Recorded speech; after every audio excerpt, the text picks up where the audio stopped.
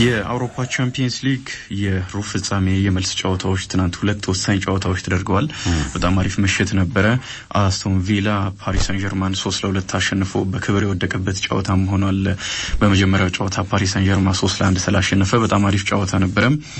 ባርሴሎና ለጥቂት ጉድ ተሰርቶ ነበር ትናንት 3-1 ተሸንፎ፣ ግን መጀመሪያ 4-0 ሜዳው ላይ አሸንፎ ስለነበር አልፏል። ባርሴሎናና ፓሪስ ሰን ጀርማን ወደ ቀጣዩ ዙር ያለፉ ክለቦች ሆነዋል።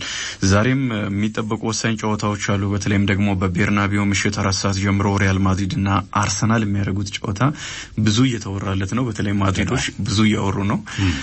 አርሰናል የመጀመሪያውን ጨዋታ 3-0 ማሸነፉን ተከትሎ በድምር ውጤት የማለፍ እድሉ ሰፊ ነው። ከአርሰናል በኩል ብዙ አልተመለከትኩኝም። ሚኬል አርቴታ እዛው ሜዳ ላይ እናሳያለን ካለው ውጪ ብዙ ነገር አልተመለከትኩም። ተጫዋቾች ግን የሪያል ማድሪድ ተጫዋቾች የባለፈው ጨዋታ ሽንፈት ቁጭት ፈጥሮባቸዋል ብዙ እያሉ ነው።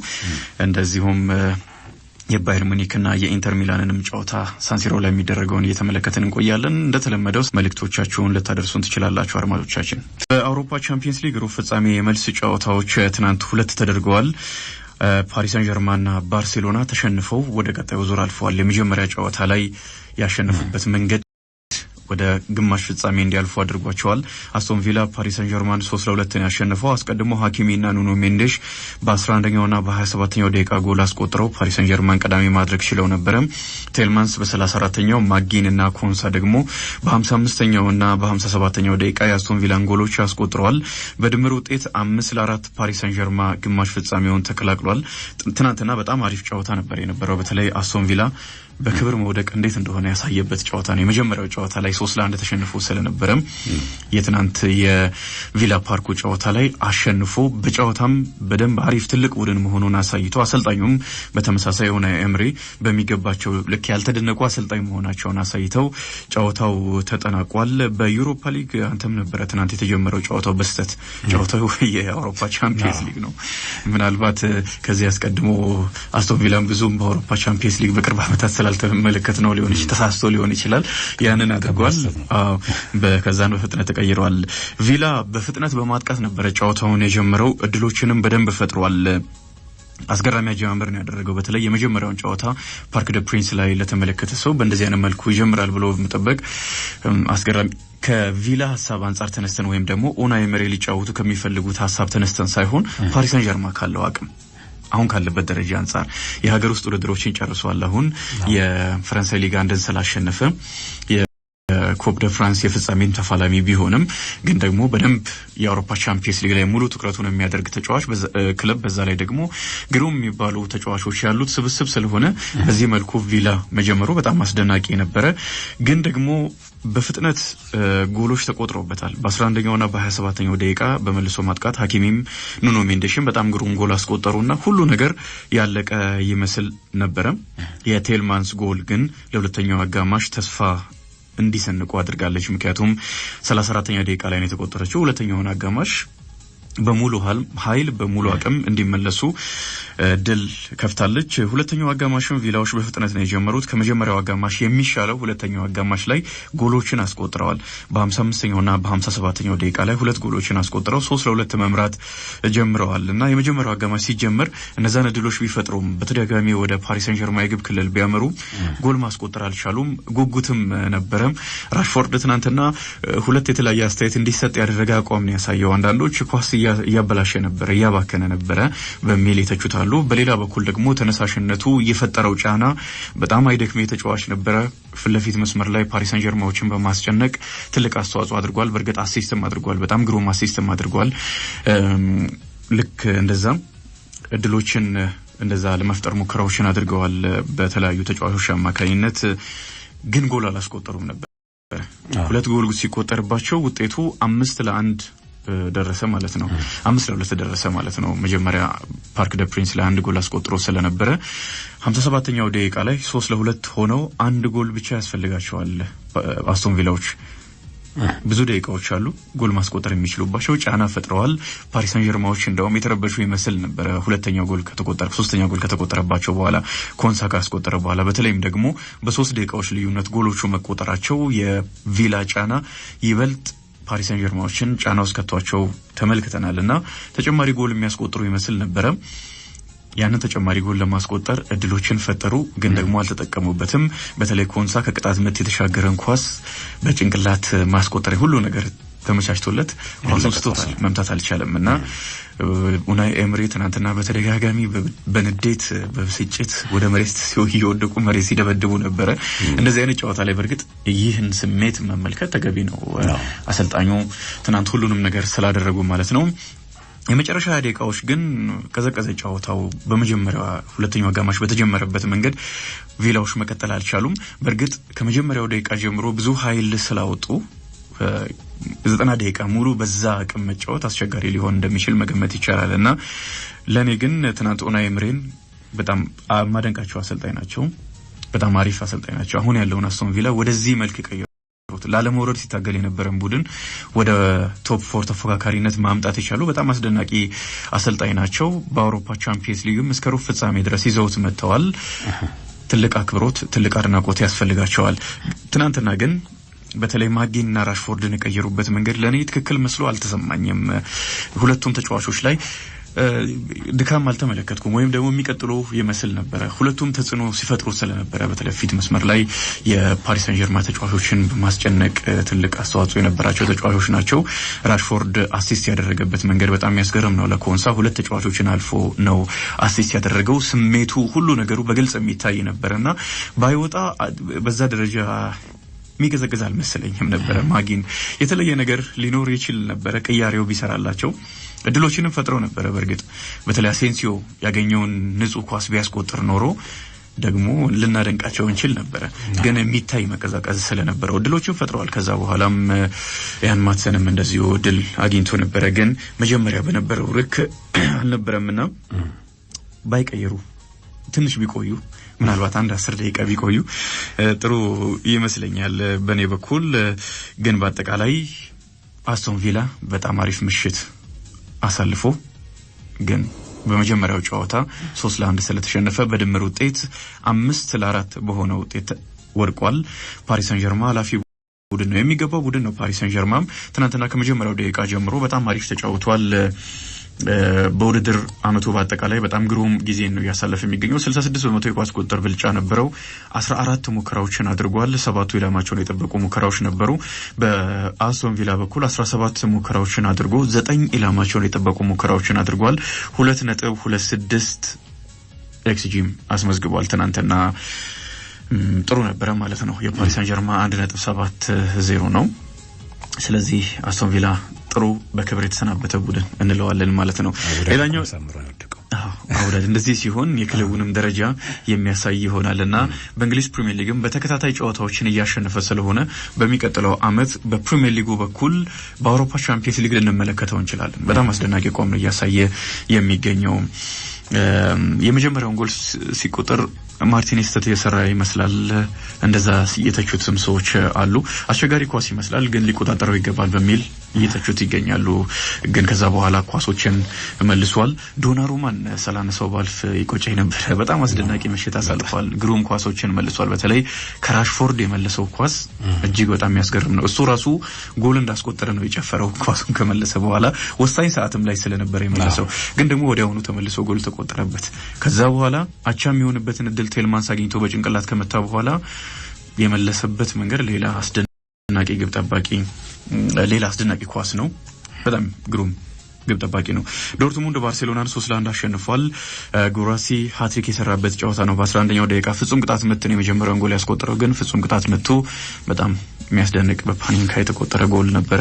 49ኛውና 76ኛው ደቂቃ ሌላ ጎል አስቆጥሯል። ቤንሲባኒ በ54ኛው ደቂቃ በራሱ መረብ ላይ ነው የባርሴሎናን ጎል ያስቆጠረው። ባርሴሎና ጉር ሊሰራ ተቃርቦ ነበረ።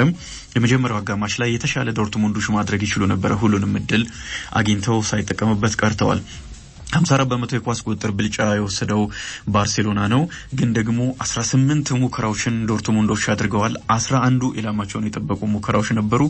3.85 ኤክስጂ ማስመዝግበዋል በጨዋታው ላይና በጣም አሪፍ ነበረ። ዶርትሙንድ የመጀመሪያውን ጨዋታ 4-0 ተሸንፎ ስለነበረ በዚህ ደረጃ ይሆናል ተብሎ አልተጠበቀም። ኦፕታ ይህንን ውድድር የማሸነፍ የተሻለ ግምት ከጨዋታው በፊት የሰጠው ለባርሴሎና ነው።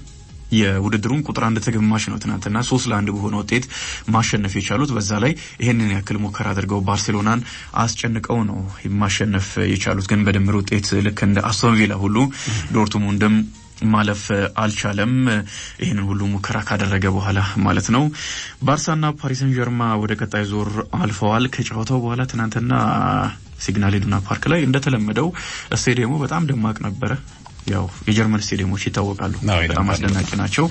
ደጋፊዎች በተለይ ደግሞ የፓሪስ ሰን ዠርማ የቦሩሲያ ዶርትሙንድ ደጋፊዎች ምንም ውጤት ባይኖር እንኳን የሚታወቁ ናቸውና ትናንትና ለክለቡ ለስብስቡ መነሳሳት ትልቅ አስተዋጽኦ ነበራቸው። በጣም ደማቅ ነበረ። ጎሎችንም አስቆጥረው ያንን ድባብ በደንብ ማምጣት ችለው ነበር። ልክ እንደ አስቶን ቪላ ሁሉ የመጀመሪያ 4-0 ተሸንፎ አይረቤ የመሰለው ቡድን 3-1 በማሸነፍ በክብር ተሰናብቷል ማለት እንችላለን። ሁለቱም ክለቦች በተመሳሳይ መንገድ ዛሬ ምሽት 4 ሰዓት ጀምሮ ቤርናቢው ላይ ሪያል ማድሪድ አርሰናልን ያስተናግዳል። የመጀመሪያው ጨዋታ በአርሰናል 3-0 አሸናፊነት የተጠናቀቀ ነው። ጁድ ቤሊንግሃም፣ ቪኒ ጁኒየር፣ ሮድሪጎ፣ ኪሊያን ምባፔ በተለይ ደግሞ ሮድሪጎ ባለፈው ጨዋታ ላይ የሪያል ማድሪድ የላሊጋ ጨዋታ ላይ ሬሞንታዳ ያለ ነበር። የመልስ ቢበቀላ አይነት ስሜት አለ በሪያል ማድሪድ ተጫዋቾች በኩል ከፕሬዝዳንቱ ጀምሮ ሁሉ ስሜት እንደዛ የሚያሳይ ነው። የሚወጡ መረጃዎች ሁሉ በስነ ልቦና የአርሰናል ተጫዋቾችን አስቀድሞ የመጉዳትና ሳይገቡ ወደ ሜዳ ሳይገቡ በፊት የማሸነፍ ጨዋታ ነው እየተጫወቱ የሚገኙትና ከመጀመሪያው ልክ ጨዋታው እንዳለቀ ጀምሮ ይሄንን ነው ሪያል ማድሪዶች እያደረጉ የሚገኙት። ለሳምንት ሙሉ በየጨዋታው በማህበራዊ ትስስር ገጾቻቸው እንደዚህ አይነት አስተያየቶችን እየሰጡ እየተመለከትን እንገኛለን። ሚኬል አርቴታ ሜዳ ላይ እንደሚያሳዩ አርሰናል ተናግሯል። አንዳንድ ተጫዋቾችም ሚኬል ሜሪኖን ጨምሮ እንደዚህ አይነት አስተያየት ሰጥተዋል። በሪያል ማድሪድ ደረጃ ሊሆንም አይችልም በእርግጥ አሸናፊ ቡድን ስለሆነ አርሰናል 3-0 ስላሸነፈ ነገር ስለሆነባቸው ይመስለኛል እንትሩና ማለት አልጠበቁም። በዛ ልክ እንሸነፋለን ብለው አልጠበቁም። ደጋፊም በተመሳሳይ በዛ ልክ በእውነት አርሰናል ይሄን ያክል ጎል አግብቶ ያሸንፋል የሚገምትም አልነበረም ይመስለኛል። ዛሬ ጣሪያውም ተዘግቶ እንደዛ ሊሆን ይችላል። ከፍተኛ ድባብ እንደሚኖር በቅርብ ጊዜ ከተመለከትናቸው የቤርናቢው ድባቦች ከፍተኛው ሊሆን እንደሚችል መገመት ይቻላል። በጣም ፈልገውታል። የአምና ሻምፒዮን ነው። 3-0 ነው የተሸነፈው። ኦፕታ በ90 ደቂቃ ውስጥ የማሸነፍ ግምትን ለሪያል ማድሪድ ሰጥቷል 54.8%። ግን ደግሞ በድምር ውጤት ሪያል ማድሪድ ግማሽ ፍጻሜውን ይቀላቀላል ያለው 8% ብቻ ነው።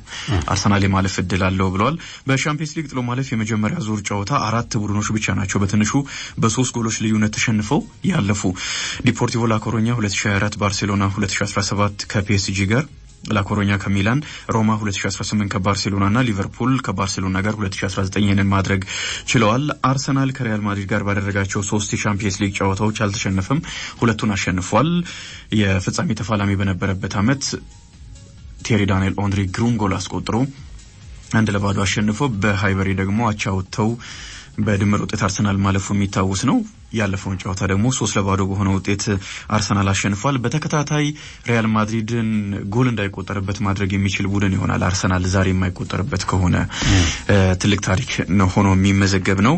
ማድሪዶች ከማቪንጋን በቅጣት ያገኙም ከፍተኛ የሆነ የስነልቦና ጫናቸውን እያደረጉ አርሰናልን ይጋብዛሉ ማለት ነው። ከ2009 በኋላ ግማሽ ፍጻሜ ለመገኘት ነው አርሰናል የሚጫወተው። ማንቸስተር ዩናይትድ አሸንፎት እንዳለፈ የሚታወቅ ነው። ክርስቲያኖ ሮናልዶ የነበረበት ቡድን ማለት ነው።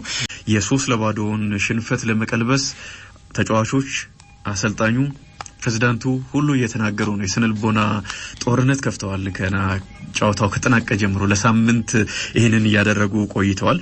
በሜዳ ላይ ጨዋታ ባለፈው በላሊጋ ጨዋታ 1-0 ያሸንፍ እንጂ ሪያል ማድሪድ አሳማኝ አይደለም። በሜዳውም በቫሌንሲያን በቅርቡ መሸነፉ የሚታወስ ነውና አርሰናል ደግሞ በቻምፒየንስ ሊግ በጣም አሪፍ አቋም ላይ ነው የሚገኘው። የመጀመሪያውም ጨዋታ በ3-0 አሸናፊነት ሲጠናቀቅ አሪፍ ነበር አርሰናል የነበረው። ግን በመጀመሪያ በስነ ልቦና አሸንፈው ለመግባት ከፍተኛ ጥረት እያደረጉ ይገኛሉ። ሁሉም ተጫዋቾች በማህበራዊ ትስስር ገጻቸው የቀድሞ ተጫዋቾች ሳይቀሩና ቶኒ ክሩስን ጨምሮ በመጀመሪያ 15-20 ደቂቃዎች ላይ ጎሎችን ማስቆጠር አለብን እያሉ ይገኛሉ። ግን ከዚህ አስቀድሞ 3 ጎሎች ልዩነት ተሸንፎ አንድ ቡድን በቻምፒየንስ ሊጉ አዲሱ ቅርጽ ውጤቱን ሲለውጥ ይሄንን ማድረግ የቻሉት 4 ክለቦች ብቻ ናቸው። ዲፖርቲቮ ላኮሮኛ 2004 ላይ ከሚላን ጋር፣ ባርሴሎና 2017 ከፒኤስጂ ጋር፣ ሮማ 2018 ከባርሴሎና ጋር፣ ሊቨርፑል 2019 ከባርሴሎና ጋር። በእርግጥ ከ2017 በኋላ 3 ጊዜ ይሄንን ተመልክተናል። 2017ን ጨምሮ የማይለወጥበት ምክንያት አይኖርም። ግን ደግሞ አሁን ካላቸው አቋም አንፃር አርሰናል ወደ ቀጣዩ ዙር በድምር ውጤት የሚያልፍበት እድል ከፍተኛ ነው። ካማቪንጋ በቅጣት በዛሬው ጨዋታ ላይ አይኖርም። አርሰናል በመጀመሪያ ጎል ካስቆጠረ ደግሞ ነገሮችን ለማድሪድ እጅግ በጣም ከባድ ይሆናሉ። ወደ 4 ጎል ልዩነት ይሰፋል ማለት ነው። ያንን ለማጥበብ ከባድ ይሆናል። በዛ ላይ ደግሞ የመከላከልም ግዴታ ይኖርበታል። መከላከሉ ላይም ጥንቃቄ ማድረግ ግዴታ ይኖርበታል። ሪያል ማድሪድ በእንግሊዝ ክለቦች ጋር ባደረጋቸው የዩሮፒያን ካፕ በሚባልበት ጊዜም ጨምሮ 53 ጨዋታዎች 2 ጊዜ ብቻ ነው ከ3 ጎሎች በላይ አስቆጥሮ ያሸነፈው። የመጨረሻው ቶተናምን 2010-11 4-2 ያሸነፈበት ነው። ደርቢን ያሸነፈበት ደግሞ ማድሪድ ብቸኛ በ3 ጎል ልዩነት ተሸንፎ የገለበጠበት ጨዋታ ነው። ቻምፒየንስ ሊግ ሳይባል በፊት የሆነ ነው። ቡካዮ ሳካና አላባ የሚያደርጉት ንቅንቅም ዛሬም ይጠበቃል። የሚሰለፍ ከሆነ ቶማስ ፓርቴና ቤን ዋይት ዝግጁ መሆናቸውን አርቴታ አረጋግጧልና በጣም አሪፉ ዜና ይህ ይመስለኛል። አርሰናል ቶማስ ፓርቴም የመጀመሪያው ጨዋታ ላይ በጣም ወሳኝ ነበረ። ቤን ዋይት መመለሱ አማራጭ የሚሰጣቸው ነው። ምሽት 4 ሰዓት ጀምሮ ኢንተር ሚላን ከባየር ሙኒክ የመጀመሪያውን ጨዋታ ኢንተር 2-1 ረቷል። በኦፕታ ግምት ኢንተር የማለፍ እድሉ ከ70% በላይ ነው። በደርሶ መልስ ውጤት ባለፉት 6 ጨዋታዎች 3 ጊዜ ተሸናንፈዋል። ሁለቱም ቡድኖች በቻምፒየንስ ሊግ ፍጻሜ ላይ ተገናኝተው ኢንተር ሚላን ማሸነፉ የሚታወስ ነው። 2010 ላይ ጆዜ ሞሪኖ ይዘውት የነበረው ኢንተር የሶስትዮሽ ዋንጫን ባሳካበት ዓመት ላይ ያሸነፈው ባየር ሙኒክን ነው። የመጀመሪያውንም ጨዋታ ላውታሮ ማርቲኔዝ በጣም ግሩም ጎል አስቆጥሮ ፍራቴሲም እንደዚሁ ሙለር ካስቆጠረ ከ3 ደቂቃዎች በኋላ አስቆጥሮ አሸናፊ ማድረጉ የሚታወስ ነው። አቻም ቢጠናቀቅ ለኢንተር ሚላን ነው የተሻለ ግምት ሊኖር የሚችለው። ግን ደግሞ ኢንተር ሚላን አሸንፎ ነው የተመለሰው። በዛ ላይ ደግሞ በጣም ጥሩ ተከላካይ ቡድን ነው። አሪፍ ተጫዋቾች ባስቶኒ ባለፈው ጨዋታ ላይም ኮከብ ነበርና ኢንተር ሚላን ባየር ሙኒክ ሊቸገር ይችላል። ግን ባለፈው ጨዋታ ላይ ብዙ እድሎችን ፈጥሯልና አይታወቅም ዛሬ ምሽትም። በመጨረሻም ኦሌክሳንደር ኡዜክ እና ዳንኤል ደቡዋ ሐምሌ ላይ በዌምብሌ ቡጢ ቦክስ ለመፋለም እየተደራደሩ መሆኑን መረጃዎች ወጥተዋል። ሁለቱም የከባድ ሚዛን የቀበቶ ባለቤቶች ናቸው። ደቡዋ የአይቢኤፍ ቀበቶ ባለቤት ነው። ሌሎቹ 3ቱ ቀበቶዎች ደግሞ በኦሌክሳንደር ኡዜክ ስር ይገኛሉ። አስቀድሞ ያደረጉትን ፍልሚያ ኡዜክ ቢያሸንፍም ደቡዋ በኖካውት መሸነፍ ነበረበት በሚል ወይም በዘረራ መሸነፍ ነበረበት በሚል ጥያቄዎች ተነስተዋል። ከቀበቶ በታችን የመታው አልመታውም በሚል ወድቆ ነበረ። ጨዋታውን መቀጠል አልቻለምና 10 እስኪቆጠርለት ድረስ የሚነሳበት እድል አልነበረም። ስለዚህ ደቡዋ ተቀምጧል ድሉን በሚል የሚያነሱ ስለነበረ ያንን ኡዜክ ማስተማመኛ መስጠት አለበት። ያን የሚያሸንፍኩት በብቃቴ ነው የሚል ማለት ነው። ከዛ በኋላ በርግጥ ፊውሪን በማሸነፍ አሳይቷል። ያው እንደዛ ሊሆን የሚችለው ሊቧቀሱ ነው ወደ ሜዳ የሚገቡት። ኡዜክ ከ24 ዓመታት በኋላ የሁሉንም ቀበቶዎች በከባድ ሚዛን በመውሰድ የመጀመሪያው ተፋላሚ እንደሆነ ይታወቃል። 23 ፍልሚያዎችን አድርጎ አልተሸነፈም። ሁሉንም ቀበቶዎች ለመጠቅለል የሚደረግ ፍልሚያ ስለሆነ ዳንኤል ደቡዋም ደግሞ በኡዜክ ከተሸነፈ በኋላ 3 ፍልሚያዎችን በተከታታይ አሸንፎ የቀበቶ ባለቤትም ሆኗል። በዘረራም ነው ማሸነፍ የቻለው። ድርድሩ ካልተሳካ አይቢኤፍ ከዴሬክ ቺሶራ ጋር እንዲፋለም ሊያስገድደው ይችላል። ሞዛምቢክ እንግሊዛዊ ተፋላሚ ነው። ያው እርስ በርስ እንግሊዛውያን የሚያደርጉት ፍልሚያ ሊሆን ይችላል። ኡዜክ ደግሞ ጓንት ከመስቀሉ በፊት በድጋሚ ሁሉንም ቀበቶዎች መጠቅለል እንደሚፈልግ መረጃዎች እየወጡ ነውና ቢሳካ በጣም አሪፍ ፍልሚያ ሊሆን ይችላል።